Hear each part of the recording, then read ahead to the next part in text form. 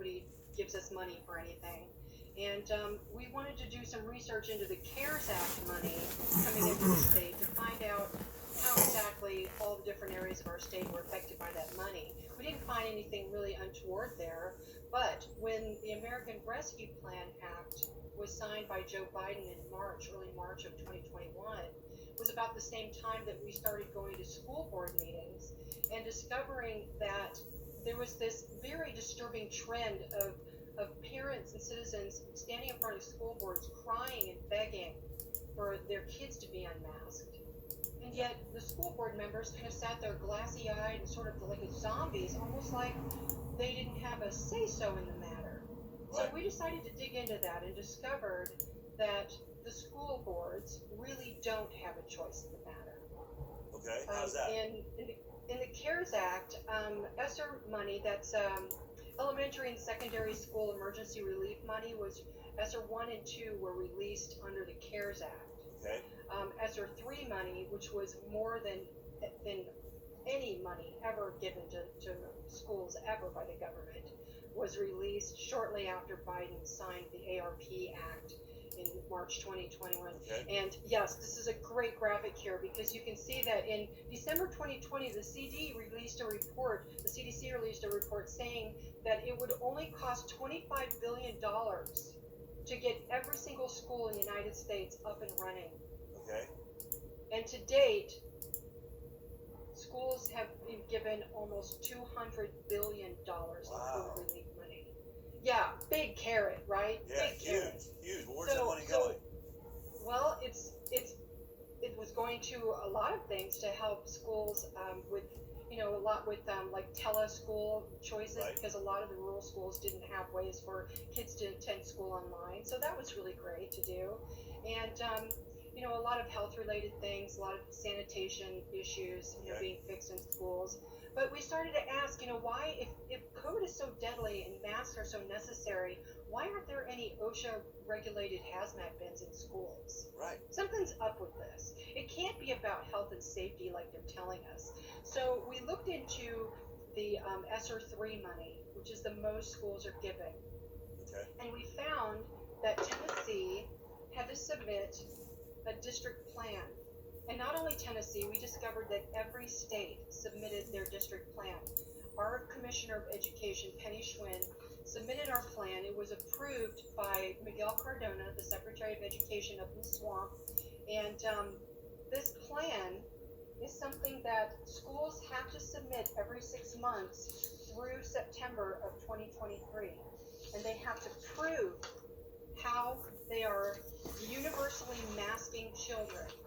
Find this online and look for it in your state and go to the requirements. To get this money, they have to do these things: universal and correct wearing of masks, physical distancing, hand washing, cleaning, ventilation, contact tracing, quarantines, isolation, and second to last on the list is vaccinations. This is why they're getting the money to mask your kids. So when we're standing It there has as nothing to parents, do with health and safety. so when we're standing there as parents at these school board meetings and saying, "Get the mask off my kid," they're getting rashes on their face. My kid's depressed. They haven't seen their teacher smile. They're not interacting socially. I see them failing, and we just see those blank stares because that school board knows I'm not going to turn down, what is it, $10 million or $15 million to listen to you? Much more than that. Really? In Tennessee, Shelby County, Memphis, Shelby County gets almost $750 million in COVID relief funds. For education, Davidson. just to the schools. Yeah, to the school system, Shelby County school systems. Hundreds The of Nashville millions Public of dollars. Schools, Nashville Public Schools is $500 million in COVID relief funds. But to get that money, they have to prove how they are fulfilling these requirements: universal masking, contact tracing, isolation, quarantine, vaccinations for all students, staff, and teachers. To get that money, they have to fulfill those requirements. That's what we discovered, and every state is doing it. So we want parents to stop going before school boards and crying and begging them to release their kids from masks. Just stop it, okay? Find this information in your state. Contact us and we'll help you. We'll point you in the direction to find this information. Take this in front of your school boards and confront them. Ask them, how much money are you taking from the federal government to commit this egregious, tyrannical behavior on our kids? And if they don't know, tell them how much it is and tell them to give that money back. Fantastic. Damn right. This is something that I suspected. I suspected that this was going on. There's got to be a payoff that's going on here because it doesn't make sense. These school boards aren't acting naturally, and they don't seem to care. And so that is huge. Hundreds of millions of dollars just in one school district there, and you're saying that's happening all around the world. Of course, they're not going to walk away from it. So when, as parents, we got to recognize, like, you got to know your enemy, right? Your enemy is money. Right now, you are asking your school board, when you're thinking it's just about a mask and whether they care about your kids, they're not going to walk away from hundreds of millions of dollars that are coming again. Here's all of Tennessee. Right. Look at that. Look at, these are the numbers as they break down. Billions, literally billions of dollars being funded to imprison your child, to socially distance them, to shut down their schools, make them wear masks. All of that is being funded against you by your president, by our administration, and probably more specifically, a lot of this comes out of the NIH and the FDA, CDC, all these. So Tony Fauci is probably behind a huge part of this, and those that represent that. This is how a small group of people infect and make everybody evil. They force them into it by funding them, giving them the biggest carrot known to man. So how does this translate? I started by talking about hospitals, and we're seeing this incredibly, almost like planned out death rate. We've talked about some of the funding. You decided to sort of get into hospitals too, right? Yeah, Tennessee Liberty Network, about the time that we finished wrapping up our deep dive on the education money, we started getting calls from people looking for help because they had loved ones in hospitals that were dying. And we started looking at the cases in Tennessee. And to date, we've lost about 20,880 people in Tennessee in hospitals. These people aren't dying at home from COVID. They're dying in our hospitals. So we started looking into that and tracking the money from the ARP Act as well. And then we figured that there had to be more than just the ARP. And so our research has led us to discovering that the CMS is also heavily involved in funding hospitals and these deadly protocols. And so we confront these hospitals daily now. Mm-hmm. We formed another organization called the Atom Group. And we have a website, theatomgroup.net. Thank you. Great. Here it is. And our goal is to educate people on how to prevent COVID because it is preventable. Right. And how to treat COVID at home because it can be treated at home without going to a hospital. Our goal, the number one goal, is to keep people out of hospitals because we know from experience what happens there.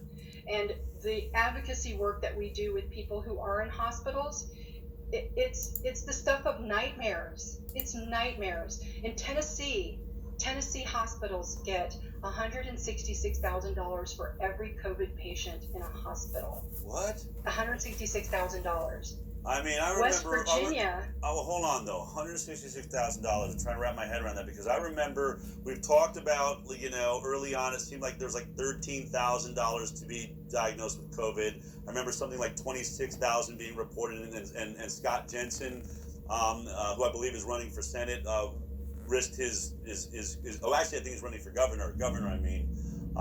Up in Minnesota, but he came out and said, we're being incentivized here, folks, to take anyone we can to make them a COVID patient and then to put them on a ventilator. And so those numbers were like 13,000, 26,000. But you're saying, oh my God, so these are other states. Nebraska's getting $379,000 per COVID patient in the hospital. West Virginia, $471,000, $339,000 North Dakota. So what do they have to do to get that money for that patient? No wonder they don't want the pandemic to end. Protocol for the treatment of COVID in hospitals. And they will tell you, we don't follow NIH guidelines. We follow the CDC guidelines for inpatient treatment of COVID in hospitals. But if you go to the CDC website, Yeah. It points you right to this document right here, the NIH protocols. So And CDC, the they say no, protocols we go for- to CDC, but that puts you back to NIH. We Right, really actually in right. charge. It'll point you right back to the NIH. It's right there on their website. There's a link that says this is the protocol that we follow, the CDC, and it Right. takes you right to the NIH website. There's a link there. So they can try to obfuscate and point you in another direction, but it all leads back to those NIH protocols that in those protocols, the only approved EAU drugs for the use in hospitals for COVID starts with remdesivir. Right. And the reason why other countries don't have the death rates we do is because the United States, for the whole year of 2021, was the only country that was allowed to use remdesivir. Wow. Fauci Lucky and his us. team Lucky bought- us. Yeah, I know. They bought it all up. A and failed, they've as I been put using it out, if you're brand new, a failed Ebola drug that was so toxic, they said, you're better off with Ebola. We're pulling it out of this trial. Right. But, oh, hey, let's use it for a really bad cold and give it to everybody. And when I think about this, right, we send people into hospitals. Once they get there, I mean, first we send you home if you don't have low enough oxygen levels, because for the first time in history, early treatment is not the answer. Go home, get more sick, then come back to us when your lips are blue. We put you on So a we can ventilator. kill you. We give you remdesivir. What is remdesivir? Shuts down your kidneys, which fills your lungs with water. Now we say you're dying of pneumonia. It's actually a side effect of remdesivir, and boom, perfect line of deaths of everybody walking into hospitals. Well done.